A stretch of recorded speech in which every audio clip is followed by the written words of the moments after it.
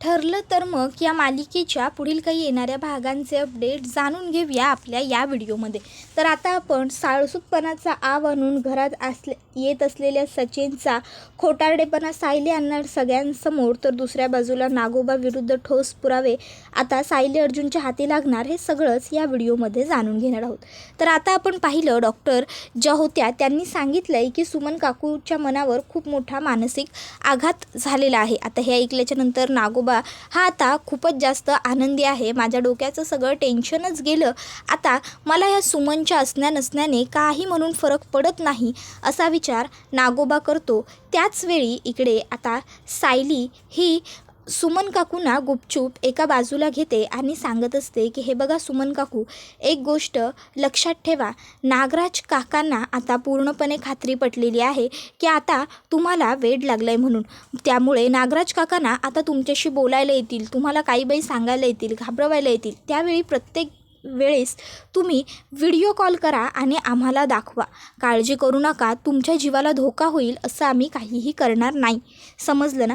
त्यावर सुमन काकू म्हणते, सायली अर्जुन, अरे तुम्ही माझा जीव वाचवलाय, त्यामुळे तुम्ही जरी मला जीव धोक्यात घालायला सांगितलात ना तरी माझी काही हरकत नाही, मी तुमच्यासाठी ते सुद्धा करायला तयार आहे। आणि काळजी करू नका, तुम्हाला हवं आहे तसंच होईल, मी प्रत्येक वेळी तुम्हाला व्हिडिओ कॉल करत जाईन।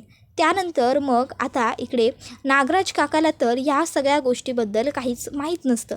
सायली अर्जुन तिकडनं निघून गेल्याच्या नंतर नागराज काका विचार करतो की आता ह्या सुमनला मला काहीही म्हणजे घाबरायची गरज नाही किंवा हिच्याबद्दल मला विचारसुद्धा करायची गरज नाही। आणि आता हिला खूप खुमखुमी होती ना सगळ्यांना जाऊन खरं सांगण्याची, आता बघतो ही कोणाला जाऊन सांगते आणि हिच्यावर कोण विश्वास ठेवतं ते। मग आता नागराज काका स्वतःहूनच रात्रीचा दारू पिऊन सुमन काकूच्या खोलीत येतो आणि आता तो इतका नशेत असतो की त्याला कळतच नसतं की तो काय बरळतोय आणि त्याच्यामध्येच तो खरं सांगत असतो, सुमन सुमन तुला खूप हौस होती ना। त्याबरोबर सुमन काकू नागराज काकाचं लक्ष नसताना पटकन व्हिडिओ कॉल चालू करते आणि आता ती एका ठिकाणी मोबाईल ठेवते। सुमन काकूचा व्हिडिओ कॉल आलाय असं सायलीने म्हणता क्षणी अर्जुन लगेच तिकडे धावत येतो आणि मग सायली व अर्जुन दोघंही जण व्हिडिओ कॉलवर बघत असतात। तर इकडे नागराज म्हणत असतो, खुमखुमी होती ना तुला सगळ्या जगाला ओरडून खरं सांगण्याची, जा आता ओरडून ओरडून जगाला सांग की त्या रविराज किल्लेदारचा आणि त्या प्रतिमाचा अपघात मी घडवून आणला होता, जा ना सांग, सगळ्या जगाला ओरडून सांग। सुमन, पण आता काही उपयोग नाही, आता तू जगाला ओरडून ओरडून जरी सांगितलंस ना तरीसुद्धा कोणीच तुझं ऐकणार नाही, कोणी तुझ्यावर विश्वास ठेवणार नाही, कारण आता तू वेडी झाली आहेस सुमन, वेडी झाली आहेस आणि हे डॉक्टरांनीसुद्धा प्रिस्क्राईब केलं आहे, त्यामुळे आता तुझ्या वेडेपणावरती कोणीच विश्वास ठेवणार नाही। सॉरी सॉरी सॉरी सुमन, तुझ्या खरेपणावरती आता कोणीच विश्वास ठेवणार नाही, सगळ्यांना हेच वाटेल की तू खोटं बोलतेस, खोटारडी आहेस तू सुमन, खोटारडी आहेस तू सुमन। आता सुमन काकू घाबरते, सुमन काकू आता वेड्यासारखं मुद्दामूनच करायला लागते, सोडा मला, कोण आलात, कशाला आला इकडे तुम्ही, सोडा मला, सोडा, हो मला मारू नका, मारू नका, मला मारू नका। तसा लगेचच नागराज सुमनपासून दूर जातो आणि म्हणतो, गप, ओरडू नकोस, नाहीतर दादा येईल रूममध्ये आणि दादाला माझं सगळं गुपित कळेल, मी दारू पिऊन आलो आहे हे दादाला कळता कामा नये सुमन, समजलं ना, गप्प बस, गप। आणि मग सुमनला आता तो आवाज बंद कर म्हणत असतो। त्याबरोबर मग आता सुमन ही घाबरते आणि बाथरूममध्ये सरळ निघून जाते। त्याबरोबर नागराज हा तिथे उभा राहून उलट आणखीन मोठ्याने सांगत असतो की हो, केलंय मी, सगळं केलंय आणि ते सगळं पचवलंय सुद्धा, कोणी माझं काही वाकडं करू शकलेलं नाही, कोणीच नाही। त्याबरोबर सायली आता अर्जुनला म्हणते, बाप रे, याचा अर्थ हे सगळं खरोखर नागराज काकांनी केलं आहे, पण ते इतक्या खालच्या थराला जाऊन वागलेच का असतील। तर आता इकडे सुमन काकू ही बाथरूममध्ये जाते आणि जरा रिलॅक्स होऊ लागते, ती शांत होत असते। तर इकडे आता मोबाईल लपवलेला होता आणि आपण बोललेलं सगळं रेकॉर्ड झालं आहे, शूट झालं आहे, हे सगळं आता नागराजला माहीत नसतं। सायली अर्जुनने इकडे नागोबा जे जे काही बोललेलं असतो ते व्हिडिओ कॉलच्या थ्रू रेकॉर्ड करून त्यांच्याजवळ ठेवलेलं असतं। तर इकडे आता जो सचिन आहे तो घरी आलेला असतो आणि आता घरी येऊन तो सगळ्यांना सांगत असतो की मी अस्मिताशिवाय नाही राहू शकत. अस्मितापासून लांब आहे, अस्मिताशी काही कॉन्टॅक्ट होत नाही आहे, म्हणून मी अजून ॲब्रॉडलासुद्धा निघून गेलेलो नाही आहे. त्यामुळे मी तुम्हा सगळ्यांना रिक्वेस्ट करतो आहे की प्लीज मला इथे तुमच्या सगळ्यांबरोबर राहू द्या. त्याबरोबर आता ह्या गोष्टीसाठी कोणीच तयार नसतं. अस्मितासुद्धा सचिनला माफ करायला तयार नसते. त्यामुळे मग आता सायली अर्जुन म्हणतात की नाही तुम्ही इथे नाही राहू शकत. अस्मिताताईंना तुमच्यामुळे त्रास झालेला आम्हाला नाही चालणार. अस्मिता म्हणते मला मुळात नवराच नको आहे ना. मग त्याबरोबर लगेचच आता पूर्णाजी म्हणते अस्मिता, सायली, अर्जुन शांत व्हा जरा सगळ्यांनी. आणि अस्मिता तू म्हणतेस ते बाळा मलासुद्धा पटतंय. हा असला नवरा असण्यापेक्षा नवरा नसलेलं कधीही परवडलंच. पण बाळा तुला जरी नवरा नको असला तरी तुझ्या पोटात वाढत असलेल्या निष्पाप निरागस बाळाचा या सगळ्यात काय दोष आहे? त्या बाळाला तर माहीतच नाही आहे ना की त्याचा बाप नक्की काय लायकीचा आहे ते. त्यामुळे या सगळ्याची शिक्षा त्याला मिळायला नको. म्हणूनच आपल्याला सचिनला माफ करून एक सुधारायची संधी द्यायला हवी. कदाचित सचिन सुधारेल आणि तसंही तुझ्या होणाऱ्या बाळाला बापाची गरज आहेच. बाप आणि आई दोघंही मुलांचं संगोपन करण्यासाठी तितकेच महत्त्वाचे असतात. एकटीने हे सगळं नाही होत. त्यामुळे सचिनला राहू देत. त्याबरोबर मग मात्र आता सायली अर्जुनचाही नाईलाज होतो आणि ते सचिनला घरामध्ये ठेवून घ्यायला तयार होतात. त्यानंतर वरती आता रूममध्ये आल्यावर अर्जुन हा सायलीला म्हणत असतो, सायली आता आपल्याला जर हे सगळं नागराज काकाने केलं आहे हे कळालं आहे तर हे नेमकं त्याने का केलं हे सुद्धा शोधून काढावं लागेल. आणि मला काय वाटतं माहिती आहे का, त्यासाठी ना आपल्याला सिनियरची मदत घ्यावी लागेल. कारण म्हणजे तोच आत्ता काहीतरी सांगू शकतो आपल्याला ह्या सगळ्याबद्दल. नक्की नागराज काकाचा काय प्रॉब्लेम आहे, नागराज काका नेमका का रविराज काकाच्या जीवावर उठला आहे हे रविराज काकालाच कारण कदाचित माहिती असू शकतं ना. सायली म्हणते हो बरोबर आहे. मग आता दुसऱ्या दिवशी सकाळी सायली आणि अर्जुन रविराज काकांच्या घरी आलेले असतात. आणि मग रविराज काकांच्या घरी आल्याच्या नंतर आता सायली आणि अर्जुन रविराज काकांना सांगू लागतात, 22 वर्षांपूर्वी तुमचा अपघात कोणी घडवून आणला होता त्याचं गुपित आपल्यासमोर उघडलं आहे रविराज काका. आपल्याला सत्य हकीकत सगळं समजलं आहे. त्याबरोबर रविराज काका कोण आहे ती व्यक्ती असं विचारतात. त्यावर सायली अर्जुन त्यांना सांगतात नागराज काका. रविराज काकांचा तर या गोष्टीवर विश्वासच पटत नसतो. मग सायली अर्जुन त्यांना तो व्हिडिओ दाखवतात ज्यामध्ये नागराज काकांनी स्वतःच्या तोंडाने सर्व गोष्टींची कबुली दिली आहे. आता तो व्हिडिओ बघितल्यानंतर रविराज काकांच्या पायाखालची जमीनच सरकते.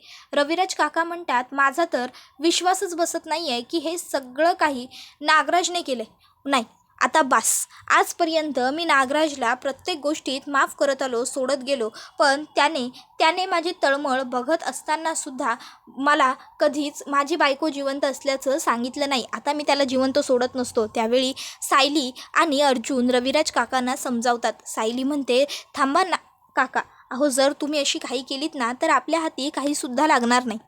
अहो उलट आपल्याला तर नागराज काकांनी हे केलं तर का केलं हे शोधून काढायचं आहे. त्यावर मग अर्जुन म्हणतो सिनियर तुला काय वाटतं, नागराज काका हे सगळं का करू शकतो, कशासाठी, काय हवं असेल नागराज काकाला तुझ्याकडनं.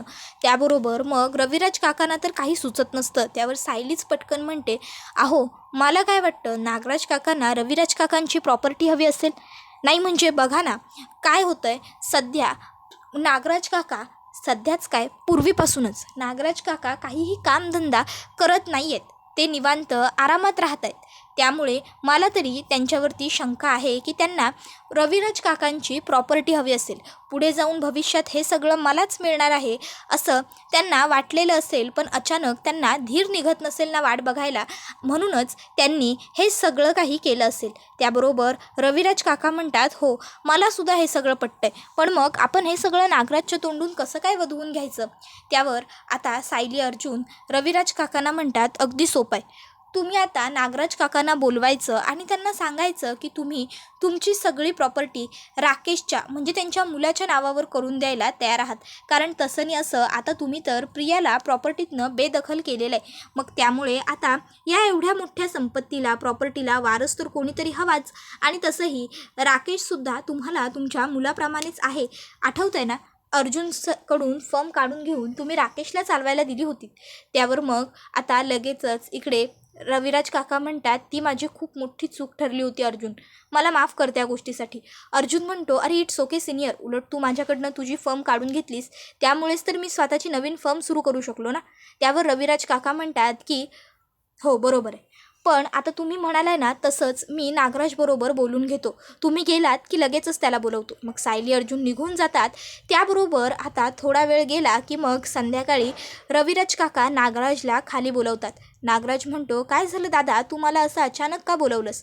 रविराज काका म्हणतात, काही नाही, थोडं बोलायचं होतं तुझ्याशी, ये बस चहा पित बोलूया. मग दोघं भाऊ चहा प्यायला घेतात आणि मग रविराज काका आता नागराज काकाला सांगत असतात, हे बघ नागराज, तुला तर तन्वीने काय काय प्रताप केलेत हे सगळं माहीतच आहे आणि त्यानंतर तिला मुलगी म्हणून घेण्याची सुद्धा मला लाज वाटते, त्यामुळे मी तर तिला माझ्या प्रॉपर्टीतनं बेदखलच करून टाकलेलं आहे. पण आता एवढी मोठी संपत्ती आहे, एवढी मोठी प्रॉपर्टी आहे, तिला वारस तर हवाच.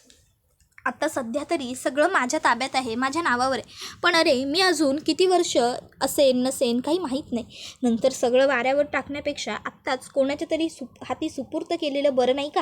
नागराज म्हणतो, दादा तुला नेमकं काय म्हणायचं आहे? रविराज काका म्हणतात, मी माझी संपत्ती राकेशच्या नावावर करण्याचा विचार करतोय. तसाही राकेशसुद्धा मला मुलासारखाच आहे. मुलासारखा काय, तो माझा मुलगाच आहे. तुझा मुलगा म्हटल्यावर माझाही मुलगाच की.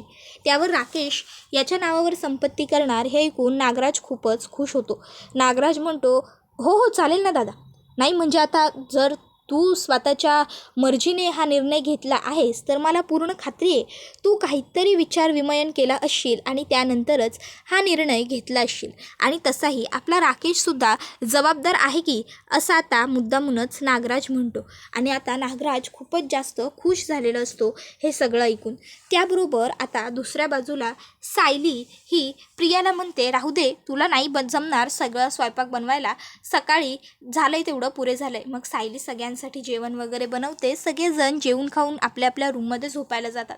आता इकडे सचिन हा रात्री 12:30 वाजता सगळेजण झोपले आहेत या गोष्टीचा अंदाज घेतो आणि उठतो, आणि मग तो आता अलगद दबक्या पावलांनी हॉलमध्ये येतो. हॉलमध्ये तर कोणी नसतं. मग हळूच तो पूर्णाजींच्या खोलीकडे जाऊन डोकावून बघतो, तर पूर्णाजी यांनी आता नुकत्याच गोळ्या खाऊन त्या झोपून गेलेल्या असतात. आता सचिनला पूर्णाजींनी गोळ्या खाल्लेल्या आहेत ही गोष्ट समजते, कारण गोळ्या खाल्ल्यानंतर पूर्णाजी जे दूध पितात ते दुधाचं ग्लास रिकामं तिथे पूर्णाजींनी ठेवलेलं असतं. आता ते रिकामं दुधाचं ग्लास बघता क्षणी सचिनच्या लक्षात येतं, पूर्णाजींनी गोळ्या खाल्ल्यात आणि त्या गाढ झोपल्यात. पूर्णाजींच्या गोळ्यांमध्ये झोपेची गोळी असल्यामुळे आता मी काहीही केलं तरी पूर्णाजींना काही जाग येणार नाही आहे. मग हळूच सचिन खोलीत येतो. खोलीत येऊन आता तो लगेचच तिकडे खोलीमध्ये आता तिजोरीच्या किल्ल्या शोधू लागतो, कारण त्याला कपाट उघडायचं असतं, तिजोरी उघडायची असते. आता इकडे रात्री सायली जेव्हा पाणी प्यायला उठते तेव्हा तिच्या लक्षात येतं की अरे आज विसरपणी मी पूर्णाजींच्या खोलीत पाण्याचा मग ठेवायलाच विसरले. रात्री जर त्यांना तहान लागली तर. मग सायली आता स्वतः पाणी पिते आणि पूर्णाजींच्या खोलीमध्ये पाण्याचा मग ठेवण्यासाठी ती येते. आता ती जेव्हा पाण्याचा मग ठेवायला येते बघते तर काय, पूर्णाजींच्या खोलीचं दार एवढ्या रात्री सताड उघडा आहे. सायलीला प्रश्न पडतो की हे कसं शक्य आहे. सायली पुढे सरसावते आणि अलगद खोलीत डोकावून बघते, तर खोलीमध्ये चोरी करत असलेला सचिन तिला दिसतो. आता सचिनला रूममध्ये चोरी करताना बघून सायली म्हणते, सचिन भाऊजी काय करताय तुम्ही इथे? चोरी करताय तुम्ही? स्वतःच्याच घरात चोरी करताना लाज नाही वाटत तुम्हाला? आता सायलीचा हा अचानक वाढलेला आवाज बघून अर्जुनला जाग येते. अर्जुन विचार करतो, सायली एवढ्या मोठमोठ्याने कोणावर ओरडतीये? अर्जुन ताबडतोब धावत खाली येतो आणि काय झालं सायली असं विचारतो. त्याबरोबर आता सायलीच्या आवाजाने सगळेच घरातले खाली आलेले असतात. तर सायली म्हणते, बरं झालं तुम्ही सगळे आलातच. बघा आपण सचिन भाऊजींना सुधारायची एक संधी देऊ पाहत होतो आणि तेच सचिन भाऊजी घरात काय दिवे लावतायत ते बघा. सचिन भाऊजींना पूर्णाजींच्या खोलीत चोरी करताना मी स्वतःच्या डोळ्यांनी पाहिले आहो. त्याबरोबर अर्जुन म्हणतो, सचिन काय बोलली माझी बायको? त्याबरोबर आता अर्जुनला राग येतो आणि अर्जुन चक्क सचिनची कॉलर पकडतो. त्याबरोबर प्रताप अर्जुनला म्हणतो, अर्जुन सोड त्याला, अर्जुन सोड. पूर्णा आजीसुद्धा आता उठलेली असते. पूर्णा आजीसुद्धा अर्जुनला म्हणते, अर्जुन सोड सचिनला, अर्जुन सोड. त्याबरोबर सचिन म्हणत असतो, अर्जुन अर्जुन अरे प्लीज प्लीज जरा शांत हो. हे बघ, सायली वहिनींचा काहीतरी गैरसमज झालेला असू शकतो. अरे स्वतःच्याच घरात चोरी करायला मला काही वेड लागलं आहे का? मी का असा वेडेपणा करेन? अर्जुन अरे ऐक ना माझं थोडं, तू समजून घेत नाही आहेस मला. मी खरंच चोरी वगैरे काहीही केलेलं नाही आहे. अर्जुन प्लीज प्लीज सोड मला. अर्जुन काय दादागिरी आहे ही? अर्जुन सोड. अर्जुन म्हणत असतो, खरं तर ना मी हे जरा आधीच करायला हवं होतं. मी वेळ उगाच वाया घालवला, उगाच मी पूर्णा आजींचं ऐकून घेतलं असं आता मला वाटतंय. तर आता इकडे पूर्णा आजीसुद्धा येतात आणि सचिनच्या एक खान खणवून मुस्कटात लगावून देतात आणि सचिनला म्हणत असतात, सचिन निर्लज्ज आहेस तू. अरे एवढी सर्व कुकर्म केलीस तरीही तुला माफ करून मोठ्या मनाने मी माझ्या घरात घेण्याचा निर्णय घेतला आणि तू काय केलंस? तू माझ्याच पाठीत खंजीर गुपसलास. तुला लाज नाही वाटली?